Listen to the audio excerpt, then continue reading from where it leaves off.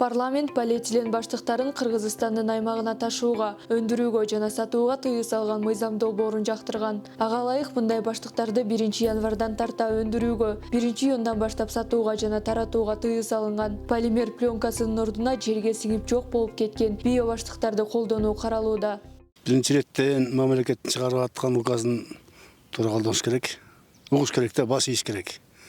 Негизи мусулманчылыкта айтат, итаат деген сөз бар. Баш ийүү деген. Падышабы, жарандан кийинкиси баарына баш ийип жашоо бул жакшыраак да, ынтымак болот. Алар айткандан кийин полиэтиленди жоготуш керек дегенде себеби бул могу айына чөйрөгө зыян болуп атпайбы? Ал ширибеген оокат экен, талаанын баары ошо болуп атат, ошон үчүн колдонбой койсо болот да. Ар ким өзү мындай туура фикир кылыш керек да. Көбүнчө деген полиэтиленде деген химический заттар бар. Ошон үчүн ал деген жерге тийгенден кийин ошол жерге дагы, жердин кыртышына дагы аябай зыянын алып келет экен, жоголуп кетпегендиги үчүн. Анан азыркы жанагы ошол салфан баштыктарды жоготуп, кагаз баштыктарга өтүп атпайбы? Мурунку 90-жылдардын мезгилиндегилерчи ошого кошулам да. Анткени кагазды сууга салсаң эрип кетет, кааласаң өрттөбөйсүң. Полиэтилен баштыктарынын экологияга, адамдардын жана жан-жаныбарлардын ден соолугуна тийгизген таасирлерин изилдөөчүлөр көп жылдардан бери аныктап келишет. Ата энеси айтса, балдар ошого көнөбү, көнбөйбү.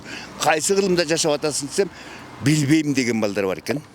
Ал 21-кылымга кеткенбиз бычак эле деп айттым мен. Салафан баштыкты муну колдонуп деле кереги жок. Колдонбой эле муну такырды саттырбаш керек да. Дүкөндөрдө бердирбеш керек. Мына ошондон жоголот. Антпесе жердин баардыгы ошондой болуп кетпеди. Бул деген чирипте жоголуп кетпеген экен. Күнгө да былжырап тиги эметип кетпейт.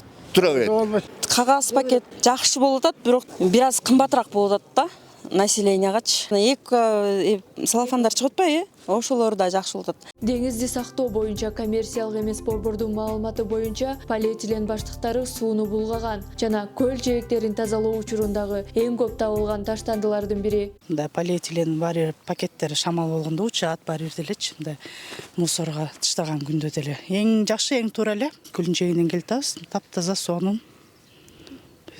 Мурун баягыда тыйылып бербей калышкан. Азыр барабыз, алабыз. Только глобус эле эме иштеп атат да, жанагы бумажный пакет менен иштеп атышат да, бумажный пакеттерди эметишет. А так башка магазиндер кайра эле түшүшкөн, анткени эл деген барган, көнгөн ушу салафанга салдырып алып. Элдин сознаниясы жок. 297 түрдүү жаныбарлар деңиз калдыктарына дуушар болушат. Өлгөн деңиз жаныбарларынын 90%-нын денесинде жана ашказанында пластик табылган. 1 миллион канаттуулар, 100 миңдеген деңиз жаныбарлары, сансыз балыктар желим баштыктардын кесепеттеринен улам өлүшөт. Токтотуш үчүн баарыбыз токтотуш керек го. Бирөө токтотуп, бирөө токтотпосо болбойт го. Эгер биз дүйнөдөгү бардык желим баштыктарды бириктирсек, алар жер шарын 4200 жолу айланууга жетет.